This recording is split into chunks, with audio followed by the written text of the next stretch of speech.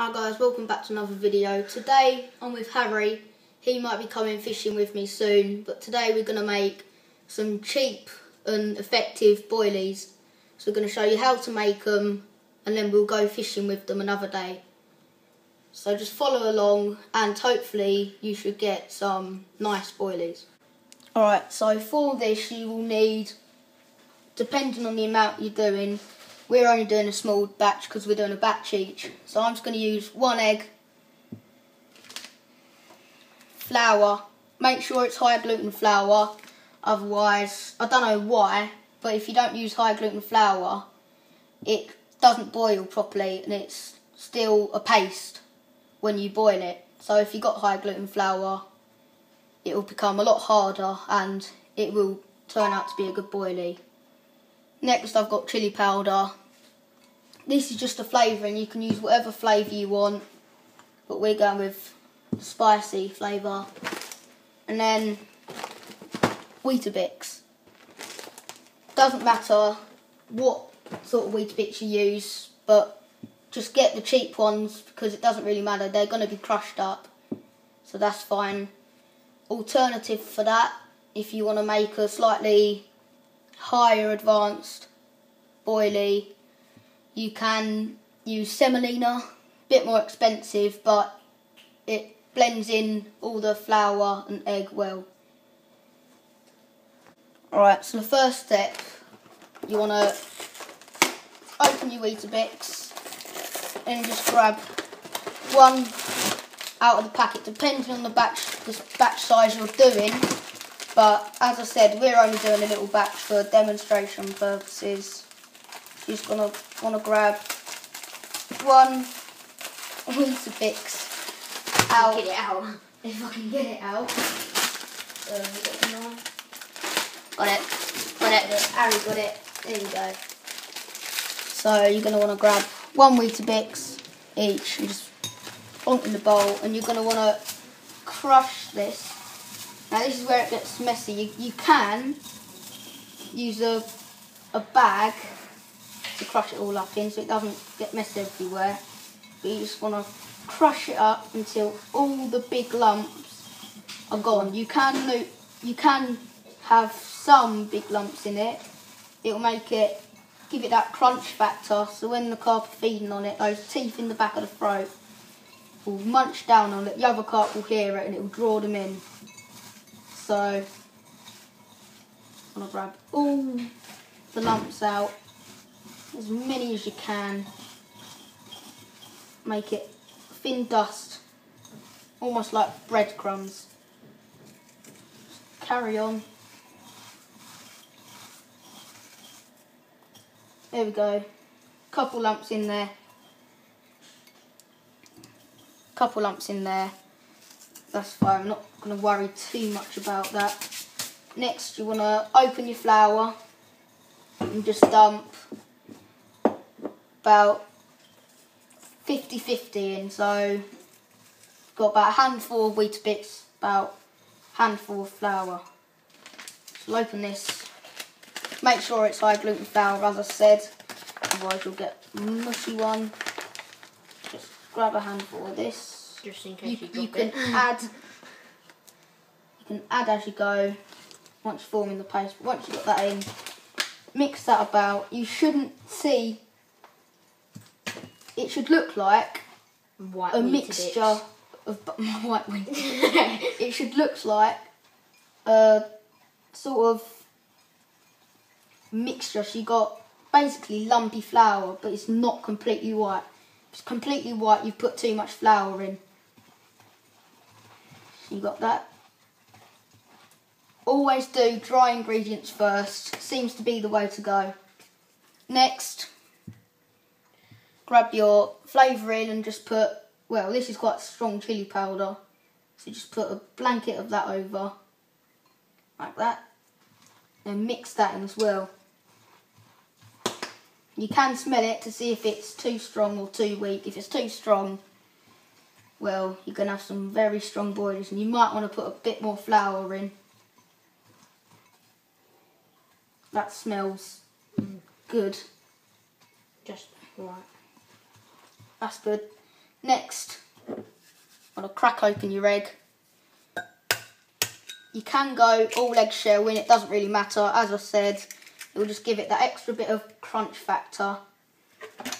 You're going to whisk your egg up until you've got it all the yolk mixed up. You want to get it just so the bubbles start to come. That way you know that it's fluffy enough and that it will form a nice boilie. And whisk that up. There you go. Should be good. And you're going to want to pour that in.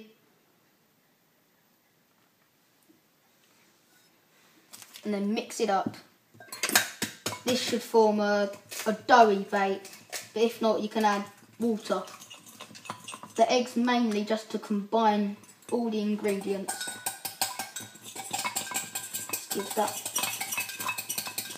There you go, that's probably a little bit too wet, but this is when you want to get your hands in. This is the messy part. Get your hands in there. As you can see, that is super sticky. So I'm going to add a bit more flour in there. Almost looks like mince. True. Bit more flour in there, just to stiffen it up a bit. Right. You can always add more. Mine right? Yeah, yours looks good. Right. You see, I'll just show you. Put my hands in. Harry's there. That is almost perfect. He's got the right consistency. Now it's just mixing it up. You want to get a nice doughy consistency. Once you get that, you want to make sure that it's not too sticky and that it just becomes a paste. So we will get this all mixed up and then we will get back to you. Right, so I've kneaded mine. Mine's now formed this nice paste bait. This will be fine to use in a method feeder or cage feeder. It will dissolve really slowly. It will keep the fish round the swim for a long time, so this is fine to use on its own. But if it's a bit too sticky, you can always just dump a little bit of flour in the bowl, stick it in, then knead that in. And it's a little bit too dry, you can just run it under some water. There's no point cracking another egg because you'll only use a little bit. But you can just dump it in there. As you can see, there's a little bit of egg left in. So, next step, fairly straightforward. Got your dough. Gonna rip a little bit off to the size you want your boilie and roll it up. There you go. Nice little boilie. To make it rounder, start off really hard, squish it down, and gradually ease off the pressure. You should get a perfectly round boilie. Like a golden egg. Obviously, that has gone very well. But yeah, you're just gonna make a bunch of these. This is the time-consuming bit. It can take quite a while to do this. But what I found is that if you roll it up into a sausage, obviously Harry's going to find that amusing, into a sausage, and you're going to want to, you can just cut it up into sections, into little pillows, and then just roll it up. Oh. Nice one, Harry. Dropped your boilie. You can have it Then all just- different sizes as well. Yeah, that's the good thing. You can make it whatever size boilie you want. You can make it as small as that. Well, you can make it smaller than that. You can Big as that. And there's no strict rule as to how you boil it. You could rip a bit off and boil it just in that shape.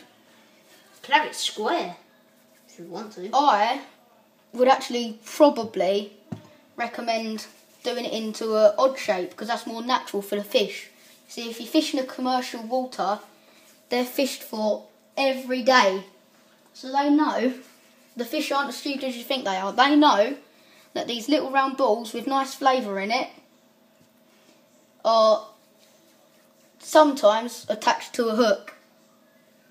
So make it an unnatural shape they won't see every day. You've probably got a better hookup ratio, but boilies, they're a killer bait, used all around the world apart from in America because some states ban them. But there you go, just rolled a bunch of them up. So we will finish rolling up our bait and then we'll boil them.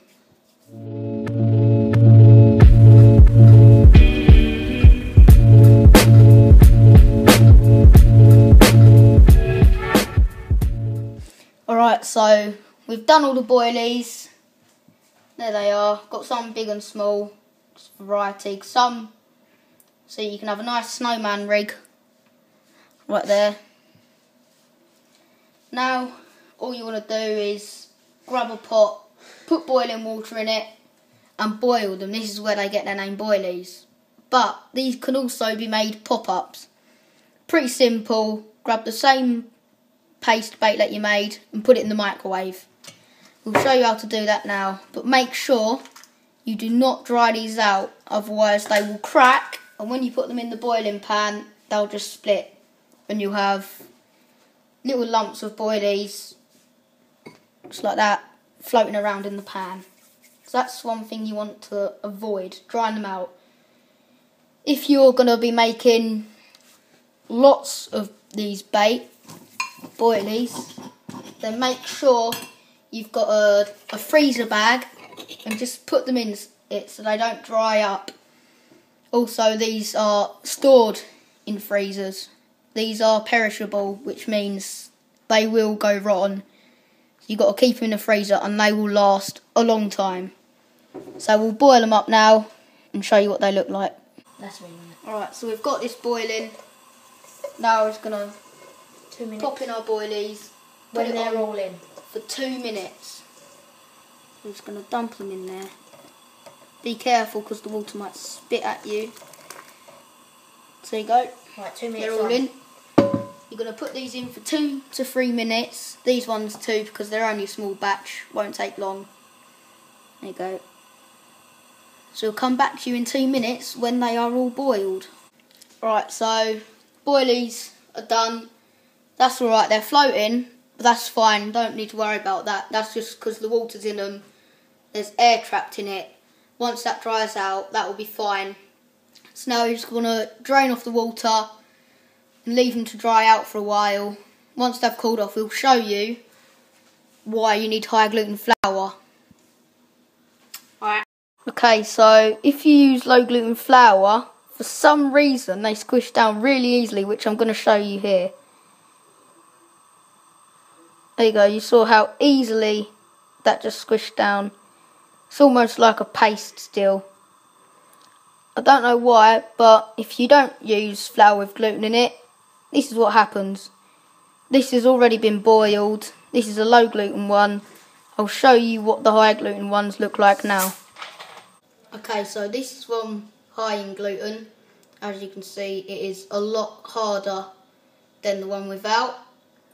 So that's just a quick video how to make some really cheap, really effective boilies. So remember to leave a comment below on what you want me to tie or how to make something. Alright, don't forget to subscribe, comment and leave a like. So thank you for watching. Hopefully when we go out and use these they work, and I will see you in the next video.